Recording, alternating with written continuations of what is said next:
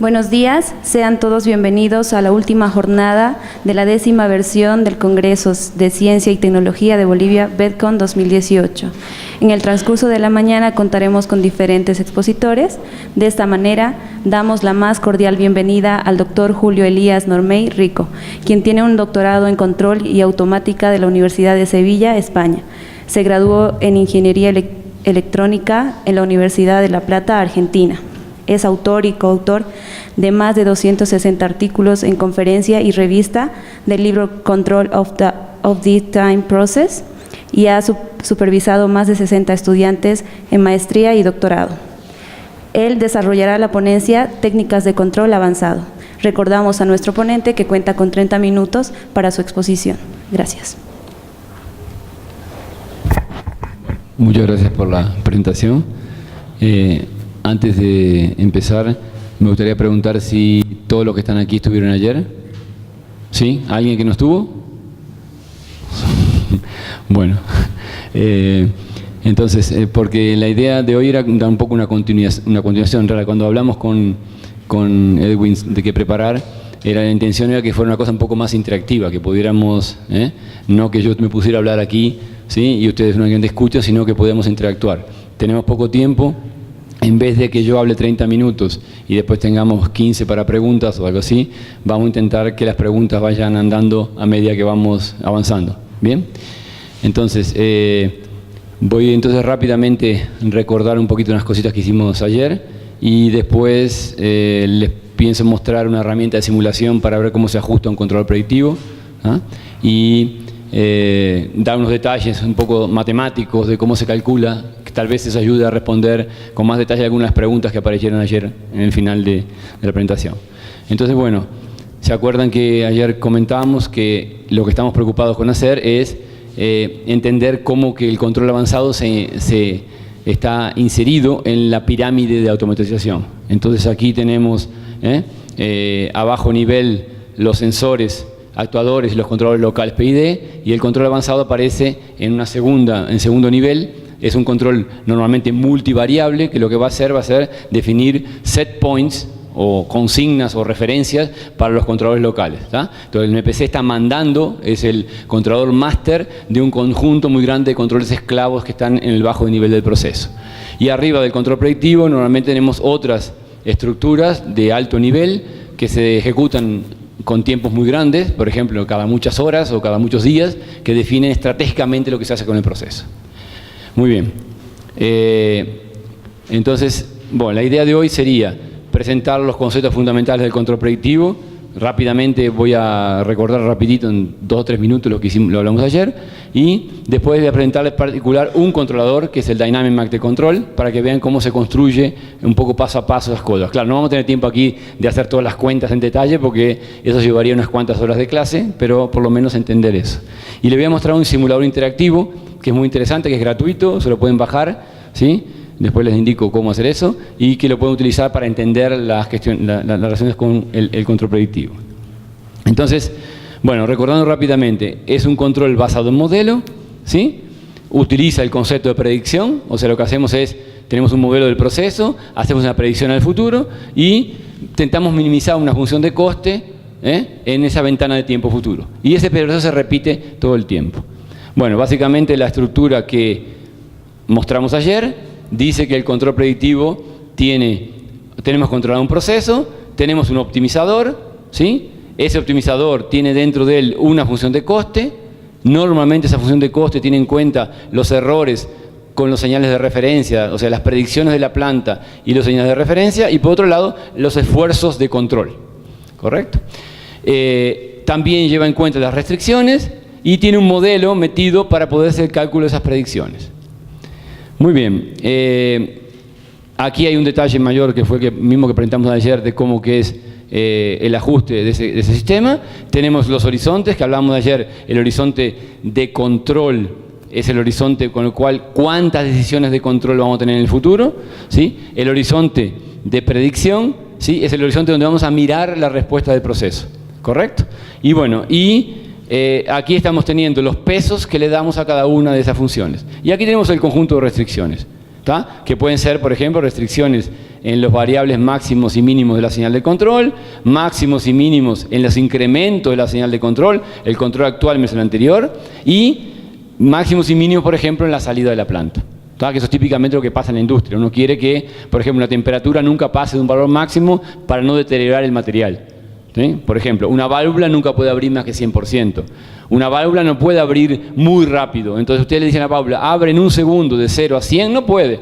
Ella va a demorarse, por ejemplo, un segundo en abrir 10%, otro segundo en abrir más 10%. ¿Por qué? Por un elemento físico del sistema, del sistema que está construido.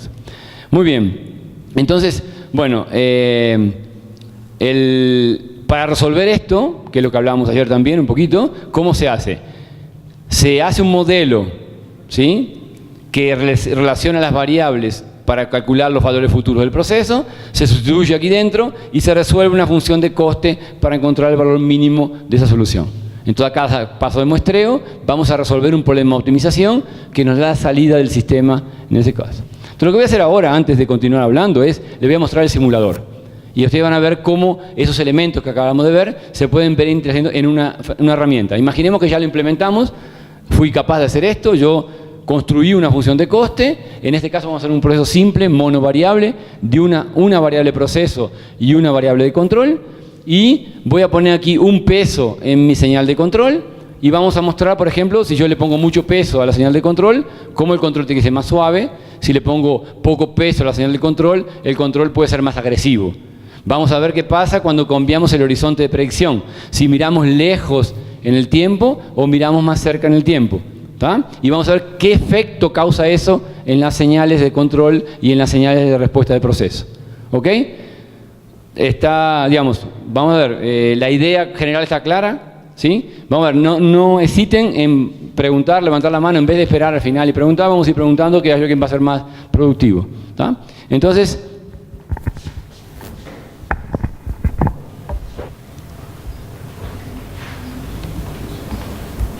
bueno, ahora no sé cómo hablar en el micrófono al mismo tiempo que toque el ordenador. Bueno, a ver si, porque dijeron que quería que se quedara grabada Bueno, esta aquí es la herramienta de simulación que les quería mostrar. ¿Tá? Entonces, ¿qué tenemos aquí? Aquí tenemos, estos son un plano de polos y ceros, ¿sí? En un plano complejo donde tenemos aquí lo que serían las raíces del proceso que estamos simulando. Pero bueno, desde el punto de vista de herramienta, aquí tenemos un menú que nos permite decidir algunas cosas en relación a esta herramienta. Pero vamos a explicar así generalmente lo que tenemos aquí. Bueno, un mapa de polos y ceros en lazo abierto y un mapa de polos y ceros en lazo cerrado. Aquí está continuo porque supuestamente tenemos un proceso que puede tener un modelo continuo. Pero cuando haga el control predictivo es un control en tiempo discreto. Entonces el control final, lo que tenemos en final en lazo cerrado, es un sistema de tiempo discreto y por eso aquí aparece un diagrama de polos y ceros, un mapa polo cero en discreto con el círculo aquí unitario.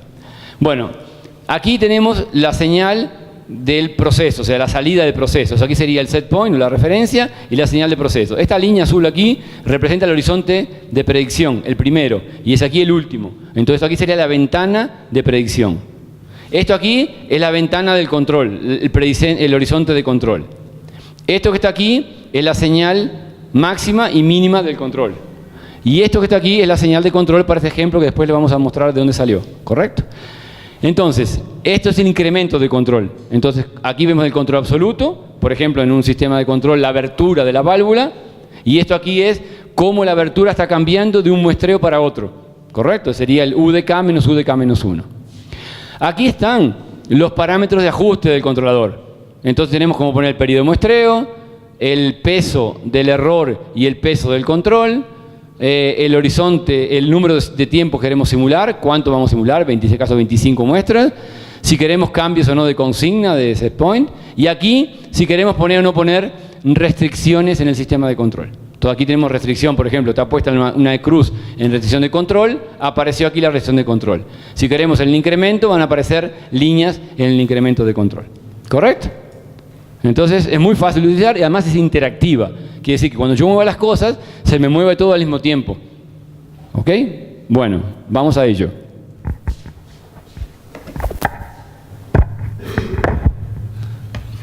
Bueno, voy a empezar primero quitando la restricción, ¿sí? y mostrándoles aquí. Entonces miren, aquí yo he elegido un proceso, voy aquí a Setting y puedo elegir un proceso. Aquí hay un proceso que se llama proceso simple, ¿está? Pero pueden elegir cualquier otro de este aquí que es un conjunto que está pronto. O ustedes construir uno. Pero bueno, aquí tenemos entonces los horizontes. Entonces yo aquí puedo cambiar el horizonte. Cuando cambio el horizonte, vean que se me cambia.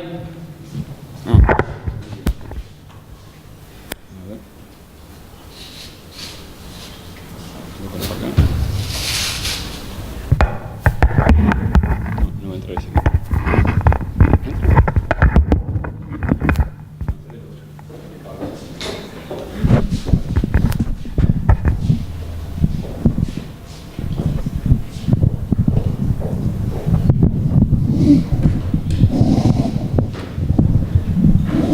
Ya parezco un cantante de rock en el piano, ¿no?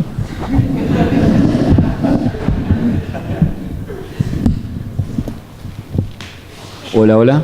Sí. Bien. Hola, hola. No. Hola, hola, hola. Nunca canté, entonces no tengo mucha práctica con esto. Bueno, entonces, aquí tenemos el horizonte de control, ¿correcto? Entonces podemos mover aquí el horizonte de control, ¿correcto? Vean como cada vez que yo muevo las cosas se están moviendo la señal. Entonces, bueno, vamos a empezar a entender lo que está pasando. En este proceso, el horizonte de control que le he puesto es horizonte 1, empecé en el horizonte 1 y le he puesto un horizonte muy grande. Fíjense que yo cambié el horizonte aquí muy grande, no cambia absolutamente nada la respuesta, ¿correcto? ¿Por qué? Porque ya me he pasado de la dinámica del proceso y aumentar el horizonte no tiene ningún sentido. Pero si yo uso un horizonte de predicción corto, la respuesta comienza a cambiarse, ¿correcto?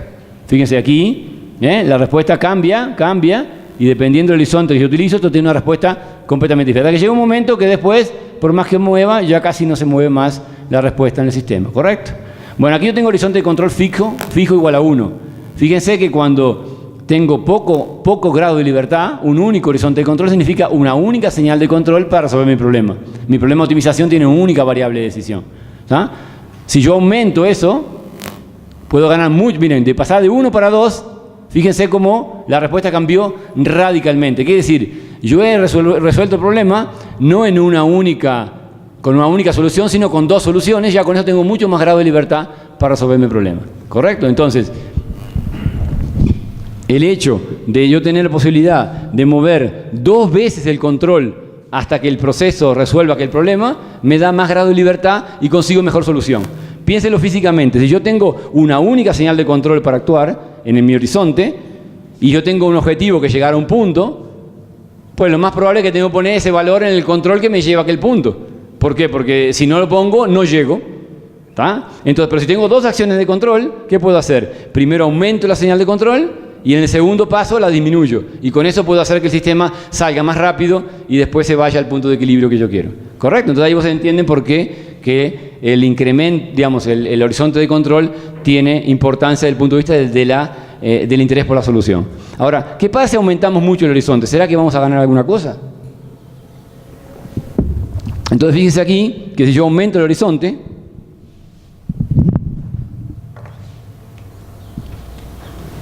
ya no cambia nada de nuevo.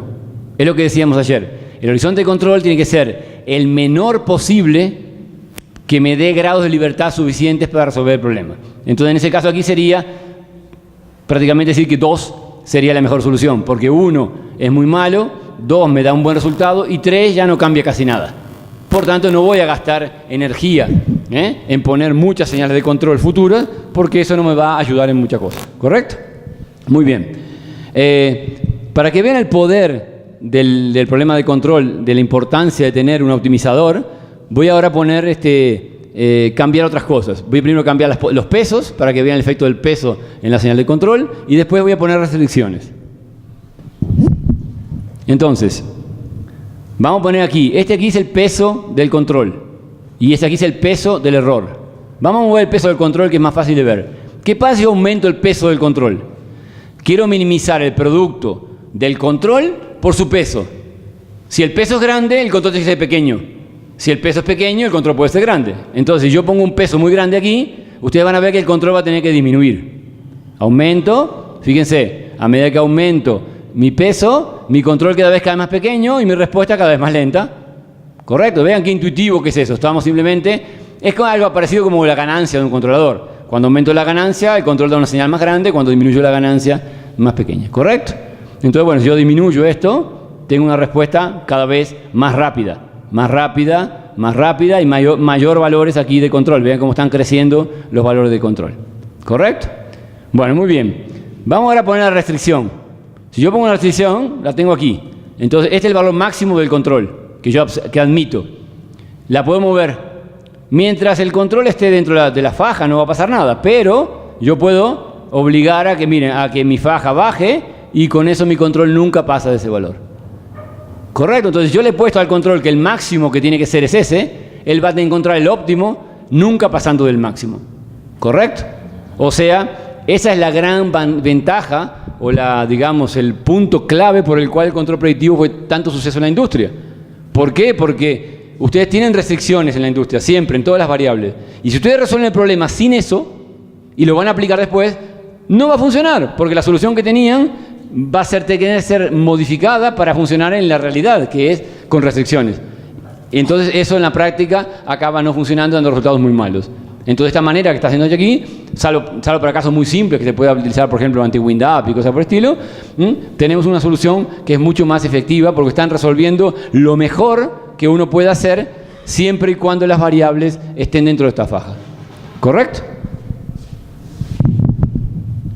Miren ahora qué pasa si pongo restricciones en el incremento de control.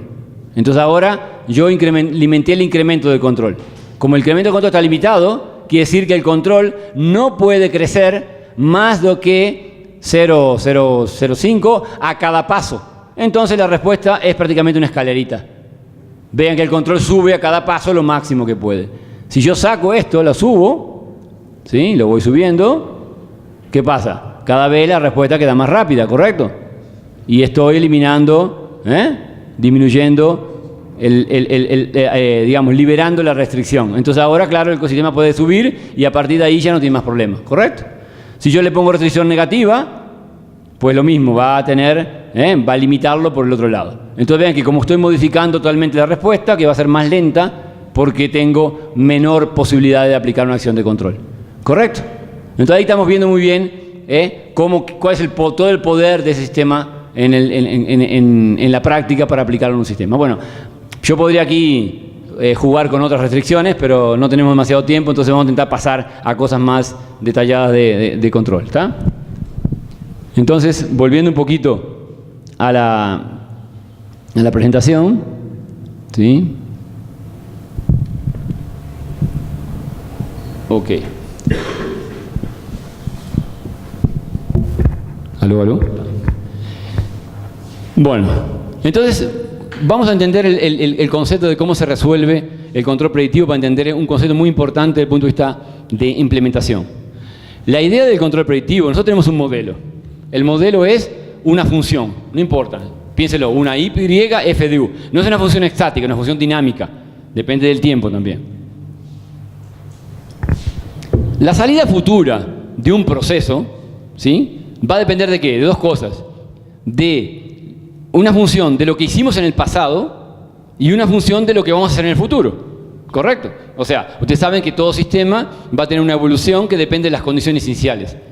Si yo tengo un tanque con agua, ¿sí?, y dejo las válvulas fijas, pero si estaba en un nivel del tanque y la válvula de salida está muy abierta, el nivel se va solo abajo sin que yo haga nada, sin que toque nada. ¿Correcto? Pero si yo ahora toco las válvulas, el nivel del tanque se va a mover, ¿sí?, dependiendo de yo cómo muevo las válvulas.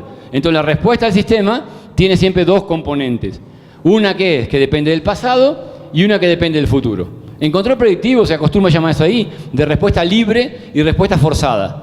La respuesta libre es la respuesta que tendría el sistema libre. Si yo no hago más nada, si a partir de un momento no muevo más nada, dejo todos los controles como estaban. Entonces la respuesta del sistema va a ser libre. Si por otro lado yo muevo los controles a partir del momento actual en el futuro, tengo lo que se llama la respuesta forzada. La respuesta que yo voy a forzar en el futuro con los controles que voy a actuar. ¿Correcto? Entonces fíjense, ¿cuál será el control futuro? Esa es mi preocupación en el control predictivo. Encontrar cuál será el control futuro que tendría que aplicar para alguna cosa. Entonces, la pregunta que me hago es, ¿cuál es el control futuro que tengo que aplicar para que la respuesta sea la deseada? Disculpe que están en portugués aquí, pero no había previsión de que hiciera una presentación de este tipo. Yo pensé que iba a ser más una cosa de charlar sobre control, y entonces la monté ayer a la noche. No tuve tiempo de traducirla. Entonces, si la respuesta es libre, imagínense, estamos en un proceso. Si yo digo, bueno, si ahora no hago más nada, quiere decir, no muevo nada, estoy conduciendo un coche y a partir de ese momento dejo el volante fijo, el acelerador fijo y el freno fijo. ¿A dónde voy a parar en los próximos 5 minutos? Puedo calcularlo, correcto, lo calculo. Hago un cálculo con mi modelo de mi coche y digo, voy a llegar a aquel punto en tal lugar. ¿Correcto? Esa sería la respuesta libre. Ahora digo, bueno, ¿cómo se va a modificar esa respuesta libre si yo ahora acelero un poquito o freno un poquito? Entonces, el movimiento del coche va a ser diferente, lo calculo y tengo la diferencia entre lo que va a pasar cuando muevo con lo que pasaría si yo no movía nada. Esa diferencia es la respuesta forzada, ¿correcto?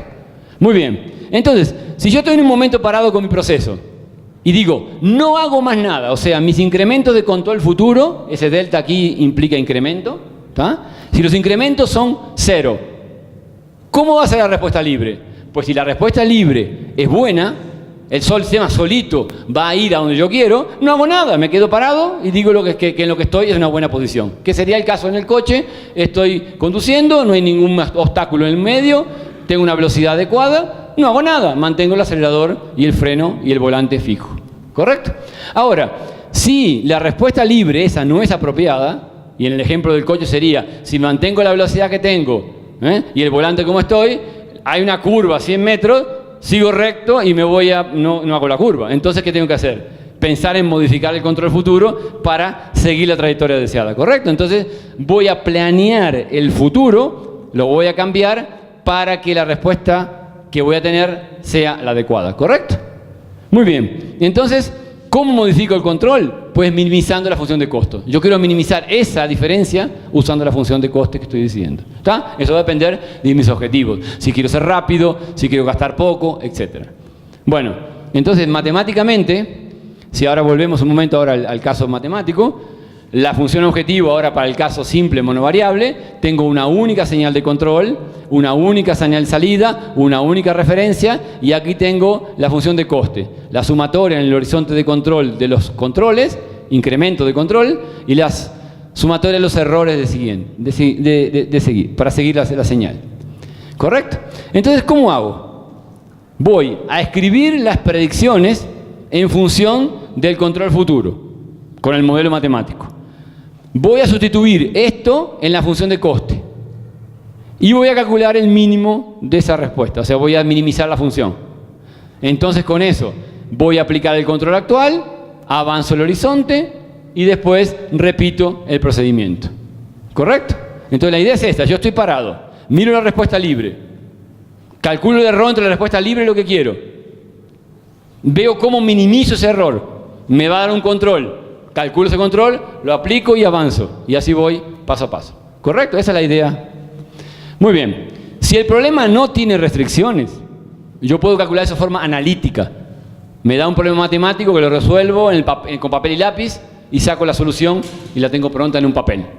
Si el problema es un problema con restricciones, necesito de un algoritmo de optimización y voy a tener que resolver eso de forma online. A cada paso muestreo, llama al optimizador para que me dé la respuesta al sistema.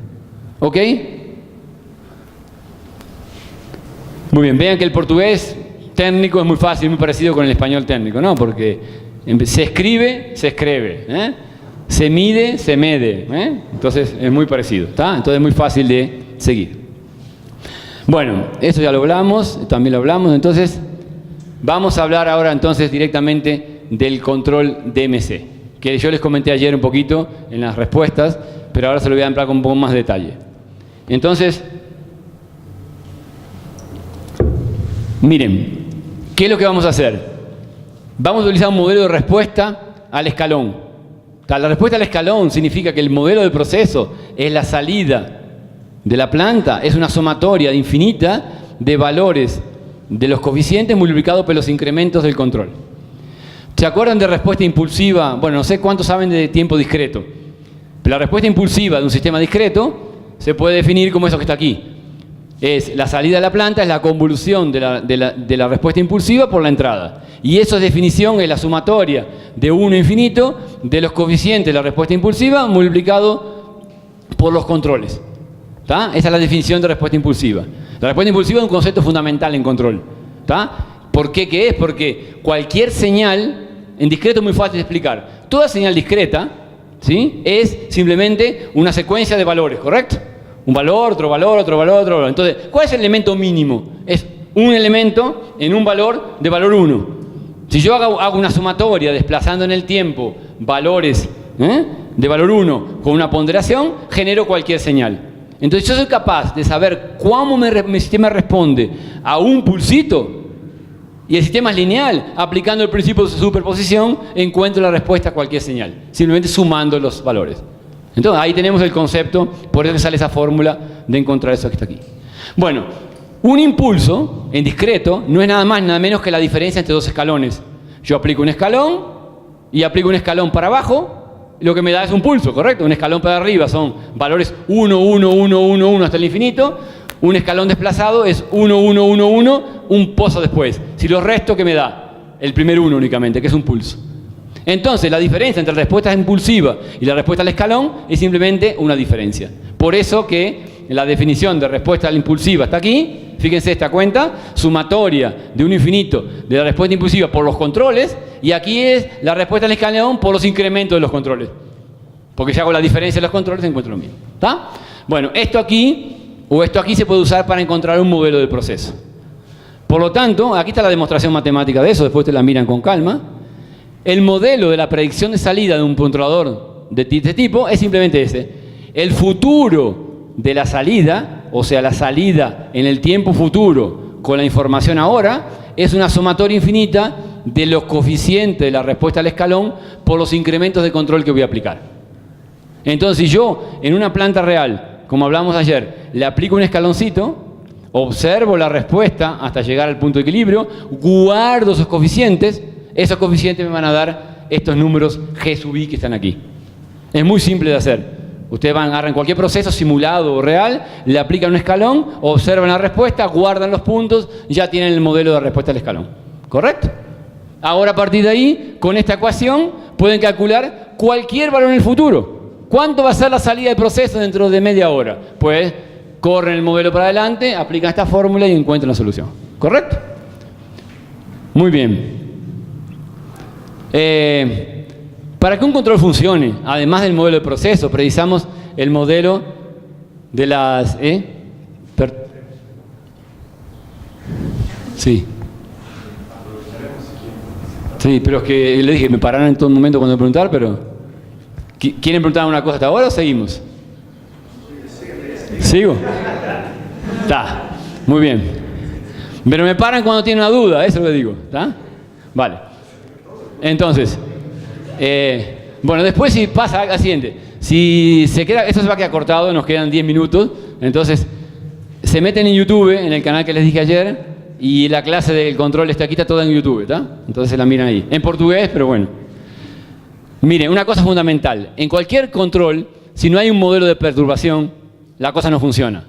Si nosotros no colocamos un modelo de perturbación para embutir una acción en el control que sea capaz de eliminar las perturbaciones, la cosa no va a funcionar en la práctica. Entonces, el control predictivo aquí como este de MC utiliza un modelo de error que sería la predicción del error. ¿Cómo me voy a equivocar? Yo sé que me voy a equivocar. Entonces, él hace que mide la salida del proceso real, calcula la diferencia con lo que él hizo como predicción, esto aquí es la predicción que él hizo, y esa diferencia la utiliza como modelo de las perturbaciones. ¿Está? Bueno, ahora entonces conceptualmente lo que vamos a hacer va a ser simplemente utilizar este modelo, ¿sí?, y el modelo de la planta, es decir, bueno, mi modelo completo de predicción va a ser el modelo que predice la salida del proceso sin perturbaciones más el modelo de las perturbaciones. ¿Entendieron cómo es la perturbación? ¿Qué hace la persona? Yo tengo un modelo, el modelo me dice que ahora la temperatura es de, él calculó el modelo, si la temperatura ahora debería ser 5 grados. Pero yo miro en el proceso, está 5,5. Entonces hay un error de 0,5 grados. ¿Correcto? Ese es el error de modelado. Entonces, esto aquí es lo que me dice el modelo y eso aquí es lo que estoy midiendo de verdad. La diferencia es el error de predicción. Y eso lo voy a utilizar para sumárselo a mi modelo. ¿Tá? De forma tal que mi modelo esté siempre sabiendo que se está equivocando. Muy bien. ¿Qué vamos a hacer ahora? Simplemente vamos a agarrar este modelo que está aquí, lo voy a manipular matemáticamente, no voy a poder explicar todos los detalles, están aquí, y lo voy a meter aquí dentro. Si yo hago, fíjense, esto que está aquí, ¿sí? Si yo hago ahora K igual a J de 1 a N, esto que está aquí es lo que precisa entrar aquí dentro. Y una vez que haga eso, esta función, ¿qué va a tener como parámetros? Pues U y la referencia. La única variable desconocida es el control, que es lo que me permite minimizar el problema. ¿Correcto? Bueno, esto aquí es, digamos, el procedimiento matemático para hacer eso. Hay un montón de cuentas, hago unas más muy simples, con sumatorias, hasta que al final llego a que puedo calcular las predicciones en el horizonte de 1 hasta n como función de los coeficientes G1, G2, G3, G4, que son los que yo calculé cuando hice el modelo, que lo levanté al principio, ¿sí? Y de los valores, ¿sí? Digamos, de las predicciones que voy a hacer, que son la parte libre de mi respuesta. Entonces, voy a intentar escribir los valores futuros como función de los controles futuros. Fíjense, t más 1, t más nu menos 1, o sea, son valores en el futuro, y cosas que dependen, ¿sí? Del pasado. Lo demás que está aquí va a ser cosas que dependen del pasado. O sea, voy a escribir el sistema como una función que es una matriz por el futuro más un vector pasado, que es la respuesta libre. Fíjense aquí, es muy claro, si yo no cambio el control, si los delta U son todos ceros en el futuro, esto se va. Y la respuesta es igual a la respuesta libre. ¿Sí? Si el sistema estuviera en el equilibrio 0,0, la respuesta del sistema sería únicamente lo que voy a hacer en el futuro, si no se queda en 0. ¿Ok? Bueno, ahora, simplemente, yo escribo eso en forma matricial, y ahora solo esto es matemática, no tiene que ver con control. Escribo eso en forma de matrices, y aquí se ve la expresión que tenemos. Esto que está aquí, son las respuestas libres, y L es una L, esto aquí, la respuesta libre de cada una de las salidas en el futuro, y esto aquí es la matriz G, y esto aquí es el vector de controles futuros que quiero calcular. ¿Tá? Esto aquí está hecho así analíticamente, más en la práctica. Fíjense qué simple que es montar esa matriz. No precisa hacer nada. Le aplico un escalón al sistema, ¿sí? Le aplico un escalón al sistema y calculo la respuesta al escalón. La respuesta al escalón son los coeficientes que voy a tener en la salida, ¿correcto? Imagina, apliqué un escalón, me dio 0,1 el primer elemento, 0,2, 0,5, 0,8, 0,9, 0,7, hasta llegar al final. Guardo esos números y construyo esta matriz, esta columna. Le pongo un 0 adelante y la desplazo, y así para adelante. ¿Por qué esto? Porque la salida futura en el tiempo 1 no puede depender del control futuro en el tiempo 2, porque el sistema no es causal. ¿Entienden? Entonces, si es causal el sistema, no es posible que haya, ¿sí? Elemento aquí. Si hubiera un elemento aquí, querría decir que el control en t más 1 me afecta la salida en t más 1, que no es verdad. En una sistema real, cuando aplico un control, tengo que esperar un muestreo para ver lo que pasó en la salida siguiente. Muy bien. Haciendo esto, ahora poniendo en vectores, esto que tenemos antes aquí es una ecuación vectorial, las predicciones en función del vector de control y la respuesta libre, lo pongo en la función de coste del MPC, o sea, aquella función sumatoria se transforma en una ecuación vectorial. Eso es álgebra de nuevo, matemática. Y ahora, fíjense, lo que me resulta es una función cuadrática. Es una función del tipo una cuadrática. Si fuera una única variable sería una parábola. ¿Dónde está el mínimo de la parábola? Pues derivo y abajo encuentro el mínimo. ¿Correcto? Y entonces, minimizándose aquí, derivo y calculo el mínimo como siendo, ¿sí? La matriz h a la menos 1 por b, que sería como si tuviera yo x al cuadrado, ax cuadrado más bx más c, derivo me da 2ax más b, entonces va a dar eso, x igual a menos b sobre 2a. ¿Correcto? Esto sería simplemente encontrar el mínimo de una parábola. ¿Tá? Si el sistema tiene restricciones, entonces no va a ser el mínimo, me voy a quedar en algún lugar de la restricción dependiendo del problema. Bueno, el tema es que Fíjense que el control que implemento es una ganancia por la diferencia entre la referencia y la respuesta libre. O sea, cuando termino el cálculo, acuérdense, lo que yo tengo es, aquí se ve, esta función que está aquí depende de U, de F y de W. F es la respuesta libre, W es referencia y U el que quiero calcular. La solución va a ser dependiente de qué. Lógicamente, U mínimo va a depender únicamente de F y de W. Y es lo que da aquí. U es igual a una constante por W menos F. La constante es, ¿sí?, dependiente del ajuste del control, del horizonte, de la ponderación y todas esas cosas, y del modelo. Y el W la referencia y la respuesta libre es la respuesta natural del proceso. Entonces, desde el punto de vista de control, esto es un control predictivo. Tengo el proceso, calculo su respuesta libre, con lo cual tengo un modelito para hacer eso, la comparo con la referencia futura, multiplico el error por una ganancia que calculé previamente y eso me da el control que voy a aplicar en la planta. ¿Correcto? Entonces, el control predictivo sin restricciones es un control proporcional del futuro. Lo que hace es aplicar un K fixo a una diferencia no del error actual, sino al error futuro. ¿Entienden? La diferencia con un control proporcional es esa. En un control proporcional yo mido la salida, la comparo con la referencia, le aplico un control y le doy el control. Solo que aquí no, aquí voy a comparar la salida futura del proceso con la referencia futura del proceso. La diferencia la multiplico por una ganancia que depende del control que ajusté y se la aplico a mi proceso. ¿Correcto? Bueno, el código sería eso aquí. Inicializo, leo la salida de la referencia, calculo la respuesta libre, calculo el control como el control anterior más la ganancia por W menos F. Porque eso aquí, acuérdense que el control predictivo calcula el delta U, el incremento del control. Por tanto, el control absoluto va a ser eso que está aquí. ¿Correcto? Bueno, el tiempo se nos acaba, pero estaríamos de horas para hablar de eso con calma. Pero bueno, a ver si quería por lo menos pasar las ideas fundamentales de la implementación de eso aquí. Entonces, no sé, podemos gastar 5 minutos más para alguna pregunta, ¿sí? Si alguien tiene alguna duda, así, ya sé que fue muy rápido, pero menos que contarles eso no les contaba nada.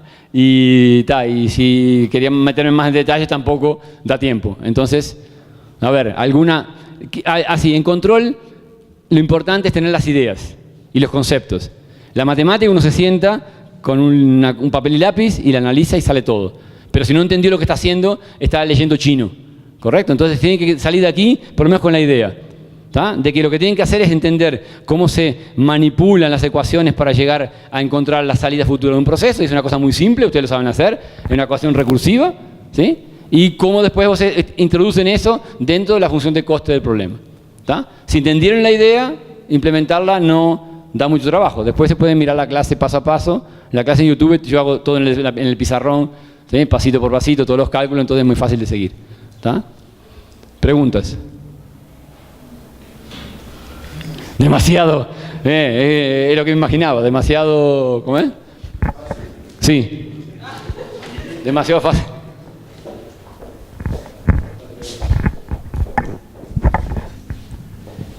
Acaba de explicar de cómo hacer para un sistema CISO y la pregunta es si tendría un sistema MISO o SIMO o MIMO, ¿tendría que tener más de un solo controlador y más de solo una función de costo? No, en realidad tú tienes que tener una función de costo que tiene en cuenta todas las variables del problema MIMO. Entonces en realidad en vez de tener aquella ecuacioncita que estaba antes,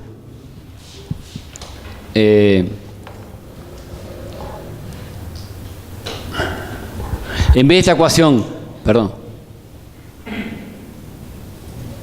aquí, la ecuación, imagina esta ecuación que está aquí y ahora agrégale aquí una sumatoria. Sumatoria de igual a 1 a número de salidas, más otra sumatoria aquí igual a 1 a número de controles. Y entonces te queda una función de coste que tiene en cuenta todas las variables, ¿correcto? ¿Sí? Y le puedes colocar muchas más cosas si quieres la función de coste, ¿está? Del punto de vista de respuesta, la cosa sigue muy simple. Imagínate un sistema multivariable. Vamos a un caso bien simple, 2×2. Un tanque con temperatura y nivel. Tú mueves una válvula y se te mueve, vamos a suponer, la temperatura y el nivel. ¿Qué es lo que hace? Aplicas un escalón a la válvula y ves cómo se mueve la temperatura y cómo se mueve el nivel. Y ahí tienes las dos respuestas al escalón, guarda los coeficientes de las dos respuestas. ¿Correcto? Ahora mueves la otra válvula, la del gas. Y ahora se te mueve también, por ejemplo, la temperatura y el nivel. Y entonces sacas otras dos respuestas. Y ahí tienes que, en vez de tener una matriz, en vez de una matriz como esta, ¿sí? Esta va a tener una matriz grande que tiene blocos de matrices. O sea, esta aquí sería una matriz primera que relaciona la variable 1 con la variable 1, otra va a tener abajo, va a ser la variable 1 con la variable 2, la variable 1 con la variable 3, la variable 1 con la variable 4, y al lado en la otra columna, otra matriz, la variable 2 con la variable 1, la variable 2 con la 3, y así, ¿correcto? Y ahí montas un problema y sale todo el multivariable. ¿Está? También tiene una clase en YouTube que explica cómo se hace eso. ¿Está? Una pregunta más, por favor. ¿Para calcular las restricciones hay alguna fórmula o algo así o es...? No. ¿Tú dices las restricciones para definir las restricciones? Sí, sí. La decisión se define de acuerdo con el proceso. Eso no depende de ti, depende de tu proceso. Tú vas a pegar un proceso, por ejemplo, bueno, imagínate que estás controlando un tanque. De nuevo, como ejemplo simple. Tienes una válvula. Tú no le puedes decir a la válvula que habla 120%. Entonces, o si la válvula recibe una señal de eléctrica de 0 a 5 volts, el valor mínimo va a ser 0 y máximo 2, 5. Correcto, entonces no puedes decir al control, actúa con control -1 o 14, porque no va a poder ponerlo, ¿correcto? Está. Por ejemplo, la temperatura, el nivel del tanque no puede pasar del máximo, si no tú no llevas agua para afuera. Entonces el máximo del nivel tiene que ser el máximo del tanque.